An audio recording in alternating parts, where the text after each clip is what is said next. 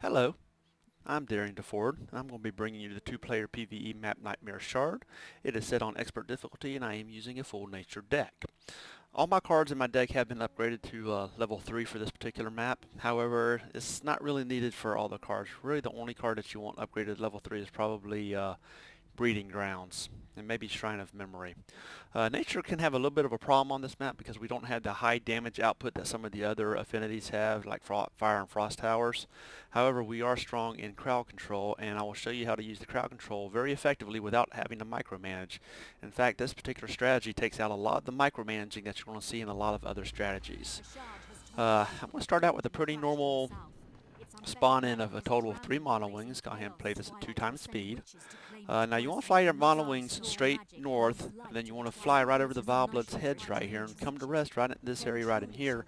The object of that is to avoid the Sky Scorcher as well as these Mind Benders over here to your east and just to your northwest. You want to take out this infestation as quickly as possible before it spawns the Twilight Archers, and you'll see that I didn't quite make that, but I was still able to take out the Twilight Archers without too much of a problem. Now that the Twilight Archers are gone, I'm going to start taking out the rest of the Twilight minions.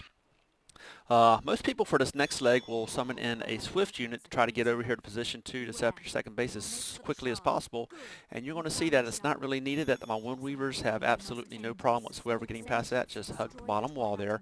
Now something with your mono wings is a Twilight Leech will spawn up here in the Wild Magic area, and I'll show you here in just a second right up here in the northwest, and it will patrol down. I call him PITA. Sometimes the Wild Magic right here will kill the Twilight Leech, sometimes it doesn't, so just keep an eye on that. As you can see, my mono wings have no problem taking out the Twilight that are here. There's my indication that the Twilight Witches are now beginning their patrols.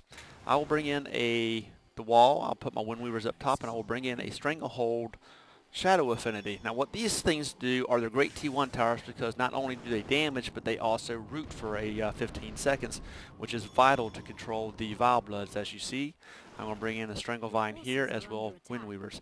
Now you want a minimum of 3 Windweavers on these walls at all times if you can. I think I bring in 4 to begin with, and that really comes into play when you get your 3rd orb and you knock out this base right here when you start having Twilight Whispers, which blinds your units. As a matter of fact, there's one right there. As you can see, my mono wings are taking out the rest of this base, and as soon as they clear this base, I will destroy them so they can get back into the mono pool. The good thing about the Twilight Witches is they'll patrol down and they'll immediately come after your towers. As you can see, a Stranglevine or Stranglehold and the Windweavers have no problem handling them, same as over here. Now you do have a Wild Magic area right here in front of you that will help you. Vilebloods. Vilebloods will routinely patrol along with the Twilight Witches. They'll come down here to the Shard.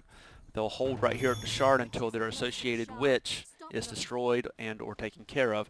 Then they'll continue the patrol route.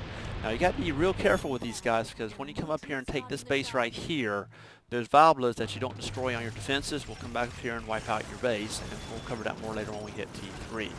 Now as you can see, one Stranglehold, 3 Windweavers have no problem with the Vilebloods. My defense right here is holding up, and as soon as I get another Windweaver over here, I will start to take out my second orb. As you can see, I got my walls. They do take damage. My walls take a lot of damage in this particular map, but as long as you have the walls up, you'll be fine. I've now summoned in another set of Windweavers, and I'm going to use a Primal Defender.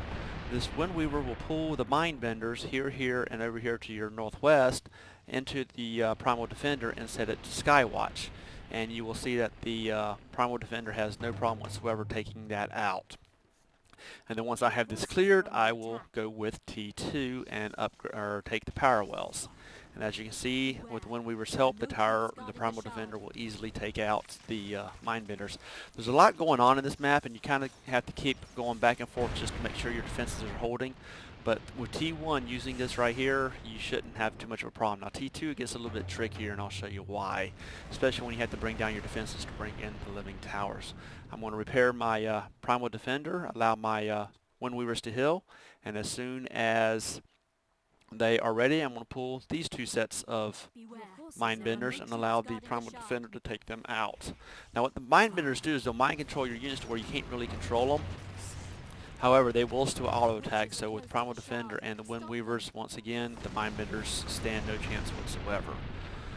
I'm then going to bring in these two wells. I'm going to destroy this Primal Defender. I'm going to loot the chest because I'm greedy. I'm going to come down here and check my defenses. I got 2 Vile Bloods here. And as you can see, 1 Stranglehold for Windweavers with my wall can handle it.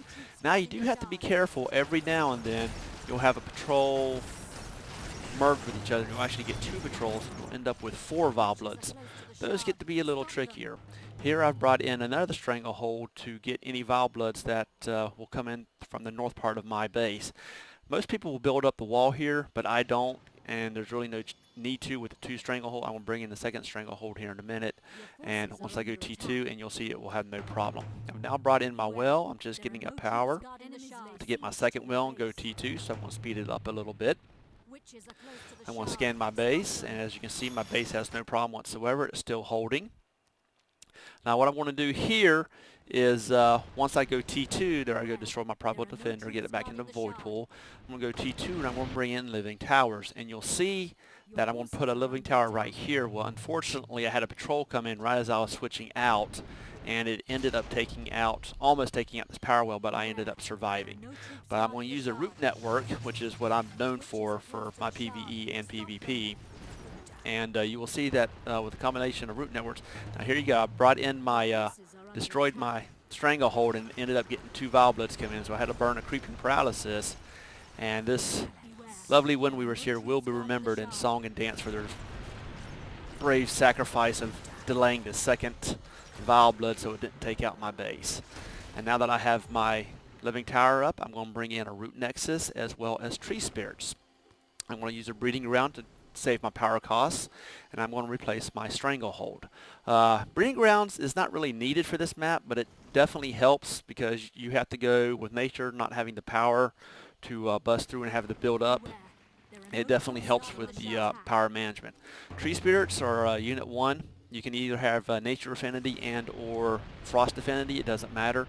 I'm using them strictly to support my root network, and as you will see, between the wall and the Living Tower, once I get it set up, it will have no problem handling all these mobs. I'm also going to mimic that defense over here. I'm going to use 1 Living Tower, 1 Stranglehold. I'm going to bring in Root Nexus, a Breeding Grounds, as well as Tree Spirits. I'm going to repair my wall here. I've now got 2 Tree Spirits, 3 Tree Spirits, plus 2 Living Towers supporting each other through the Root Nexus. So that will give me, and there's my 4th Tree Spirit, and that now gives me 6 for my root network, and my root network is now maxed out.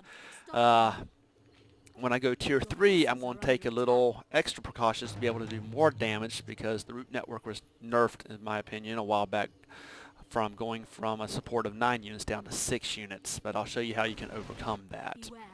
Now I'll start to build up my defense over here. This map is really about defense and setting yourself up. Before you try to go for your T3 or take out the base up here in the northwest or the northeast, depending on where you spawn, you really want to have your defenses up. As long as you have a good, strong defense, this map's really not a problem. It's just getting up to that defense can be difficult at times. And as you can see, 1 Living Tower by itself is not really that powerful. However, when it's supported by a root network, you will see that it is actually very powerful because it's doing 500 damage every 3 to 4 seconds. Now I did lose a Living Tower right here because I wasn't paying attention because I was building up my base over here. So I brought in a 2nd Stranglehold, which will now stop the 2 Vile Bloods that come through here. As my exact right here, you'll see what I'm talking about. 2 Vile Bloods. This Living Tower will get finished building and take out both of these without a problem. And this area of the base right here is now invulnerable. Come over here, check this defense, and as you can see, it's holding quite strongly. I have now brought in a Breeding Grounds here. I'm prepared to make my assault onto this base up here. However, I'm going to have to deal with these Mind Benders right here. To do that, I'm going to build a Primal Defender right here. I tried to sneak a Primal Defender up here, but I ended up pulling the Mind Benders. I was hoping they wouldn't catch it, but they did. And so I just flee back here out of range, allow them to reset, and then I'm going to build a Primal Defender and use the same strategy to pull the Mind Benders that I did earlier. Come back here, check all my defenses, and as you can see, they're holding strong. And I do believe after this point I had no problems whatsoever. I've now built my Primal Defender here. Now you gotta be careful with these scorch marks right here as well as the frost marks, as it's wild magic areas, and you don't want to go through there when something's about to happen. You'll see some bright shiny lights, and with scorches you'll either have a meteor shower, a eruption, a mines, or some disease. I can't remember, purple disease. I can't remember what the name of it is. I ended up losing my Windweavers. That was intentional. I just wanted to draw them to right here. I should have kept the Windweavers, and then once these were destroyed, come here and take the power well, but I didn't realize to do that when I had let them die. So once these are clear out, I'm going to take out my Primal Defender, and then I want to start summoning in Treespirits, Spiky Roots. I love Spiky Roots. You want a total of 4 Spiky Roots to assault this base right here. Now, some people will say, well, you can just use 1 Spike Root and then spawn in some Treespirits to support the Spike Roots. The problem with that strategy is these towers will concentrate fire on that 1 spiky root, and you're not going to be able to heal it. A root nexus, even frost and nature defend, you will not be able to handle that. Now I had a witch come, which I couldn't tell if the witch was by itself, so I ended up pulling back my spike roots because I didn't know if the witch had any vile bloods or anybody else with it. Come to find out, the witch was by itself. So allow the witch to pass, check my defense. As you can see, my defenses are still holding. I'm repairing my walls. You always have to keep your walls repaired. Keep them as high health as you possibly can. Once you take that 3rd orb, you're going to be starting having a lot of damage come to it. I want to have my other spike root join my other 2 down here. I'm going to save enough power to get my 4th spike root. And once I do that, we'll start taking out this base. There we go. Now I have a Vile Blood patrol coming, which I didn't see until the last second, so I ended up pulling away and making sure they didn't catch me. Now luckily these Vile Blood patrols, unless you damage them for the most part or you're on top of them, they will leave you alone. I've never really had a problem with them. Now the tricky part about taking out your base up here is this wild magic area right here. What you want to do is take these out one at a time as possible. If you get too many of these towers attacking you, you're going to die. So as you can see, 4 spiky roots have no problem taking out that tower. I'm now going to pull all these units right here. There you go, nice straight line. I can take it out. Now this wild magic area you got to be careful with because it will freeze you, and it will freeze your units, and you're going to have a little bit of a fight here. So you want to take out these towers as quickly as possible, and you're going to see that I ended up getting stuck. This Vile Blood patrol right here comes and ends up catches me right in the middle of this. As I'm sitting here healing, waiting on here, there's the signal, and here it comes. I realize that, and I take out these Vile Bloods as quickly as possible.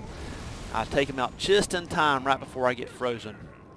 But I got my Nature Affinity Root Nexus, so it's going to heal me. I'm going to bring in a 2nd Root Nexus and destroy this one. I'm going to move the Spike Roots up to this position right in here. All this is going to get pulled along with this tower. Now you got to be careful with this Twilight Whisper right here because it will blind your units and make it useless. So that's where Creeping Paralysis comes into play for this particular one. I'm going to paralyze these and then take out this Whisper as quickly as possible. Luckily he wasn't able to get too many blinds off. Now he's out of the picture, and I can now take out all these mobs right here. Also be careful when you have these 2 towers right here. Usually what I'll do is I'll come right over here, take these power wells, and then I'll deal with the towers. Now as you can see, my spike roots have no problem whatsoever. I end up having a Twilight Witch spawn in, but I'm just going to run over here, set up my root right here, take out the witch. I'm not able to set up a root nexus right in here because there's too many enemy mobs, but it really doesn't matter. Come over here, check my defenses, and as you can see, 2 Vile Bloods, no problem whatsoever. My defenses are still holding here. Vile Bloods were stopped right there. Like I said, once you get your defense set up in T2, it can hold for a long time. Grab my 2 power wells and take out these 2 towers. Now after these 2 towers, I'm going to bring in a Shrine of Memory. Shrine of Memory is not needed for this map, but it definitely helps with getting your void power back, especially after I take my 3rd orb right here. I'm going to kill off my spike roots. Now it's usually a good idea to keep at least 1 spike root in this base, and the reason for that is, as I mentioned earlier, the Vile Bloods will patrol to the Nightmare Shard, and then they'll patrol back. If your defense does not stop them at the base, they'll actually loop all the way around and come out to your T3 base and wipe out your base. So I didn't keep a spike root here, but I ended up getting pretty lucky in that particular aspect, and I didn't have this base attacked. However, in other things of doing this map, I have had them show up. So I'm just building up enough power to get my T3. And once I get my T3, I'm going to bring in Razor Release to replace the living towers. And once I start that, you're going to see that we can easily solo this map.